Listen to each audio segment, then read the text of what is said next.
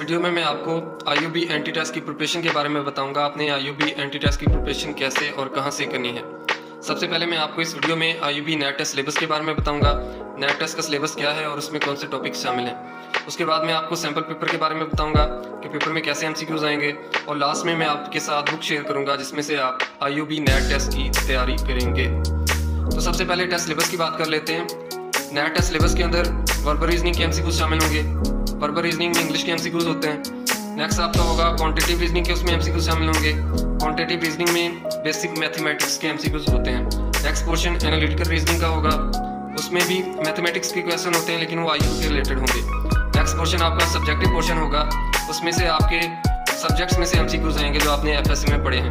अगर आपने pre engineering किया है तो उसमें आपके मैथमेटिक्स, फिजिक्स, केमिस्ट्री के आएंगे। अगर आपने प्री मेडिकल किया है तो उसमें बायोलॉजी, फिजिक्स, केमिस्ट्री के एमसीक्यूज आएंगे सब्जेक्टिव पोर्शन में। अगर आपने कंप्यूटर किया है, आईसीएस किया है तो उसमें कंप्यूटर और जो आपने सब्जेक्ट्स पढ़े हैं वो सब्जेक्टिव पोर्शन में आपके उसके एमसीक्यूज आएंगे। तो बेसिकली जो एनटीएस नेट का टेस्ट लेता है उसमें यही चार पोर्शन होते हैं। उसमें वर्बल रीजनिंग के एमसीक्यूज होते हैं, क्वांटिटेटिव रीजनिंग के एमसीक्यूज होते हैं, एनालिटिकल रीजनिंग के एमसीक्यूज होते हैं और जो फोर्थ पार्ट होता है वो सब्जेक्टिव पोर्शन का होता है। सब्जेक्टिव पोर्शन में 20 से 30% एमसीक्यूज आते हैं, बाकी सारे MCQs verbal reasoning, quantitative reasoning और एनालिटिकल रीजनिंग के एमसीक्यूज होते हैं।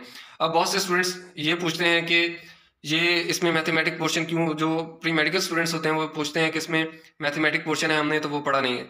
तो आपने जब भी एनटीएस का कोई टेस्ट देना है, आपने किसी स्कॉलरशिप का कोई टेस्ट देना है, एचएससी का टेस्ट देना है, तो उसमें ये क्वांटिटेटिव रीजनिंग के एमसीक्यूज लाजमी होते हैं, चाहे आपने पढ़ी है या नहीं पढ़ी।